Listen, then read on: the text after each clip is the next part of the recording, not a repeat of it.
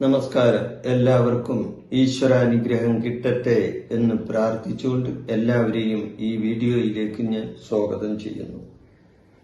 ഇന്ന് ഞാൻ പറയുന്ന വിഷയം വേഴത്തിന്റെ രാശിമാറ്റത്തെ പറ്റിയാണ്.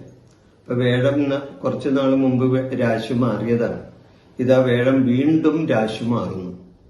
വേഴം നേർഗതിയിൽ ഉച്ചരാശിയിലേക്ക് വരുന്നു. 2026 ജൂൺ 2-ാം തീയതി വെളുപ്പിന് 1:55 വേഴം തന്റെ ഉച്ചരാശിയായ കർക്കിടകൻ രാശിയിലേക്ക് സംക്രമിക്കുകയാണ്, അതായത് കടന്നു വരുന്നു. അപ്പൊ വേഴം നേരത്തെ കർക്കിടക രാശിയിൽ നിന്നിരുന്നതാണ്. അപ്പൊ ഒരു 6 മാസത്തിനു മുമ്പ് വേഴം മിഥുന രാശിയിലേക്ക് വക്രത്തിലേക്ക് പോയി. ഇപ്പൊ ഇതാ വേഴം 6 മാസം കഴിഞ്ഞപ്പോൾ വീണ്ടും ഇതാ നേർഗതിയിലേക്ക് വരുന്നു. അപ്പോൾ തന്റെ നേർഗതിയിലാവുമ്പോൾ തന്റെ ഉച്ചരാശിയായ കർക്കിടകൻ രാശിയിലേക്ക് വേഴം കടന്നു വരികയും ഒരു ഗ്രഹം ഉച്ചരാശിയിൽ പ്രവേശിച്ചാൽ ആ ഗ്രഹത്തിന് ഫലദാനശേഷി കൂടും എന്നാണ് ജ്യോതിശാസ്ത്രം പറയുന്നത്. വേഴം സർവേശ്വര ഗ്രഹമാണ്, സാധാരണ ഗ്രഹമല്ല വേഴം. എല്ലാ ഗ്രഹങ്ങളിലും പ്രധാനപ്പെട്ട ഒരു ഗ്രഹമാണ് വേഴഗ്രഹം. വേഴം പ്രസാദിച്ചാൽ എല്ലാ ഗ്രഹങ്ങളും പ്രസാദിക്കും എന്നാണ് പറയുന്നത്. ജ്യോതിഷ വിധിപ്രകാരം ചന്ദ്രകേന്ദ്രത്തിൽ വേഴം വന്നാൽ ഗജകേസരി യോഗം വരും എന്നാണ് പറയുന്നത്. ഗജകേസരി യോഗം. അപ്പൊ ചന്ദ്രൻ നിൽക്കുന്ന രാശി അതേതാണ്? അതാണ് നക്ഷത്രങ്ങൾ. ചന്ദ്രൻ നിൽക്കുന്ന രാശിയാണ് നക്ഷത്രം. അപ്പൊ നക്ഷത്രങ്ങൾ നിൽക്കുന്ന ആ രാശിയിൽ അത് കേന്ദ്രസ്ഥാനത്ത് വന്നാൽ ആ രാശികൾ കൊണ്ട് വേഴം കേന്ദ്രസ്ഥാനത്തിൽ വന്നാൽ അതുകൊണ്ടാണ് അതിന് ചന്ദ്രകേന്ദ്രത്തിൽ എന്ന് പറയുന്നത്. ചന്ദ്രകേന്ദ്രത്തിൽ വേഴം വന്നാൽ ഗജകേസരി യോഗം അല്ലെങ്കിൽ ഗജരാജയോഗം എന്ന് പറയും. 1, 4, 7, 10 ഇതാണ് കേന്ദ്രസ്ഥാനങ്ങൾ. ഞാൻ പറയില്ലേ, ചന്ദ്രകേന്ദ്രത്തിൽ. അപ്പൊ കേന്ദ്രസ്ഥാനങ്ങൾ ഏതാണ്? 1, 4, 7, 10 ഇതാണ്. അങ്ങനെ വരുമ്പോൾ ചില രാശിക്കാർക്ക് ഗജരാജയോഗം വന്നു ചേരുന്നതാണ്. എന്റെ ഈ ചാനൽ നിങ്ങൾ ഇതുവരെ സബ്സ്ക്രൈബ് ചെയ്തിട്ടില്ലെങ്കിൽ ഈ ചാനൽ ഒന്ന് സബ്സ്ക്രൈബ് ചെയ്യണമെന്ന് ഈ സന്ദർഭത്തിൽ ഞാൻ നിങ്ങളോട് പറയുകയാണ്. അപ്പൊ ആ രാശികള്, ഗജരാജയോഗം വരുന്ന രാശികൾ ഏതൊക്കെയാണ്? കർക്കിടകൻ രാശി. അപ്പൊ വേഴം നിൽക്കുന്ന രാശിയാണ് കർക്കിടകൻ രാശി. പിന്നെ മേടൻ രാശി, പിന്നെ മകരൻ രാശി, തുലാൻ രാശി എന്നിവയാണ്. 1, 4, 7, 10 അതാണ്. 1 എന്ന് പറഞ്ഞ കർക്കിടകൻ രാശി, 4 എന്ന് പറഞ്ഞ മേടൻ രാശി, 7 എന്ന് പറഞ്ഞു കഴിഞ്ഞാൽ മകരൻ രാശി, 10 എന്ന് പറഞ്ഞ തുലാൻ രാശി. അതാണ് ഏത് വേഴത്തിൽ ചന്ദ്രകേന്ദ്രത്തിന്റെ കാര്യമാണ് ഞാനീ പറയുന്നത്. അപ്പോൾ ഈ രാശിയിൽ നിൽക്കുന്ന നക്ഷത്രങ്ങൾക്കാണ് ഗജരാജയോഗം വരുന്നത്. ഏത്? ഞാൻ ഈ പറഞ്ഞ രാശിയിൽ നിൽക്കുന്നത്. അപ്പൊ ഗജരാജയോഗം അല്ലെങ്കിൽ ഗജകേസരി യോഗം എന്ന് പറയുന്നത് എന്താണ്? ആനയെപ്പോലെ കരുത്തും സിംഹത്തെ പോലെ തേജസ്സും നൽകുന്ന ഒരു യോഗമാണ്. അപ്പൊ ആ വാക്കിൽ തന്നെ അതിന്റെ അർത്ഥമുണ്ട്, ഇല്ലേ? ആനയെപ്പോലെ കരുത്തും സിംഹത്തെ പോലെ തേജസ്സും നൽകുന്ന ഒരു യോഗം. എല്ലാവിധ നേട്ടങ്ങളും സമൂഹത്തിൽ മാന്യതയും പ്രശസ്തിയും വർദ്ധിക്കാൻ ഈ യോഗം കാരണമാകും. ജീവിതത്തിൽ പല മേഖലകളിലും വലിയ മാറ്റങ്ങളും പുരോഗതിയും ഇവർക്ക് ഈ വേഴത്തിന്റെ മാറ്റം കൊണ്ട് ഉണ്ടാകുന്നതാണ്. ഈ യോഗം ഗ്രഹങ്ങളുടെ സഞ്ചാരം കൊണ്ട് ഗോചരപരമായി ഉണ്ടാകുന്ന ഒന്നാണ്. ജീവിതത്തിന്റെ സമസ്ത മേഖലകളിലും ഈ ഗജരാജയോഗത്തിന്റെ ഫലങ്ങൾ ഉണ്ടാകുന്നതാണ്. അപ്പോൾ ഇത് പൊതുവായ ഒരു കാര്യമാണ് ഞാൻ പറഞ്ഞത്. അപ്പോൾ നമുക്ക് ഈ വീഡിയോയിൽ ഗജരാജയോഗം വരുന്ന മേടക്കൂറുകാരുടെ കാര്യം പറയാം. ഞാൻ നേരത്തെ കർക്കിടകക്കൂറുകാരുടെ കാര്യം കഴിഞ്ഞ വീഡിയോയിൽ പറഞ്ഞു.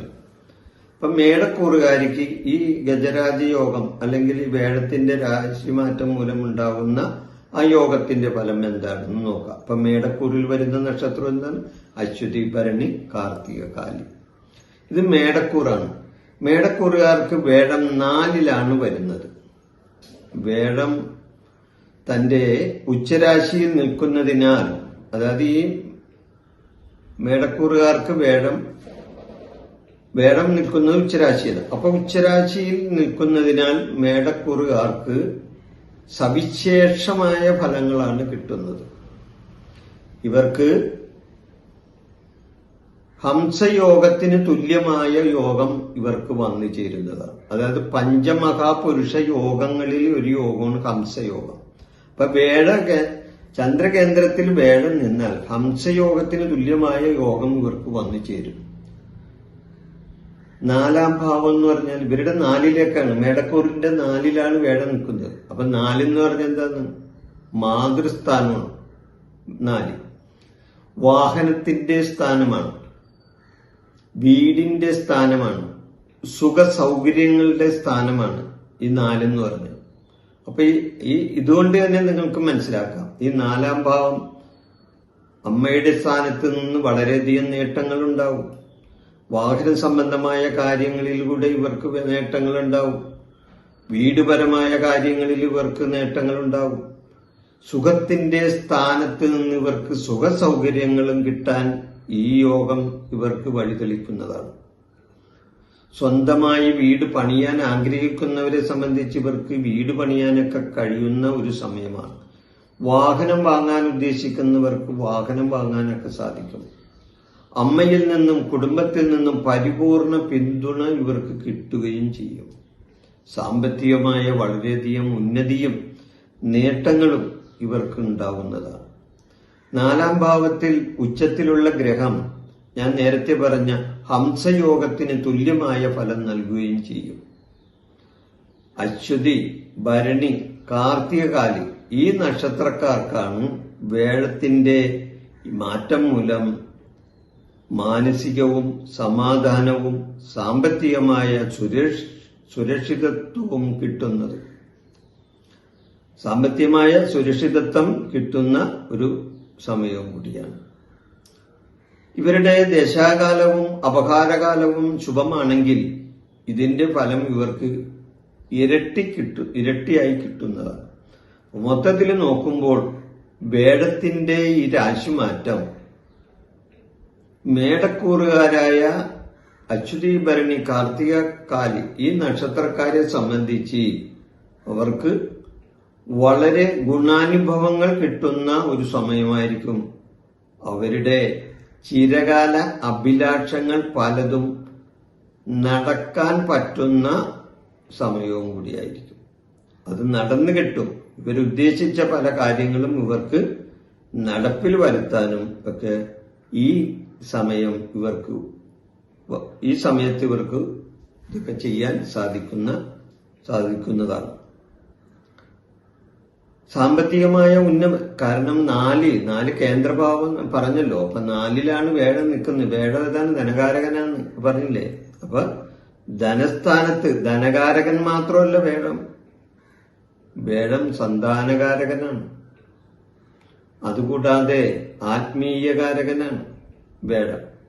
അപ്പൊ വേഴത്തിനെ കൊണ്ട് നമുക്ക് ഒരുപാട് കാര്യങ്ങൾ ചിന്തിക്കാനുണ്ട്. സന്താനങ്ങളില്ലാത്തവർക്ക് സന്താനങ്ങൾ ഉണ്ടാകാനും സന്താന ലബ്ധി കിട്ടാനും ഒക്കെ ഈ സമയത്ത് ഇവർക്ക് അതിനുള്ള അവസരങ്ങൾ വന്നു ചേരുന്നതാണ്. പൊതുവെ മൊത്തത്തിൽ നോക്കുമ്പോൾ വളരെയധികം നേട്ടങ്ങൾ കൈവരിക്കാൻ ഈ മേടക്കൂറുകാർക്ക് ഈ വേഴത്തിന്റെ ഈ രാശിമാറ്റം മൂലമുണ്ടാവുന്നതാണ്. ഈ വിഷയം ഞാൻ ഇവിടെ അവസാനിപ്പിക്കുന്നു. നിങ്ങൾക്ക് നന്ദി. നമസ്കാരം.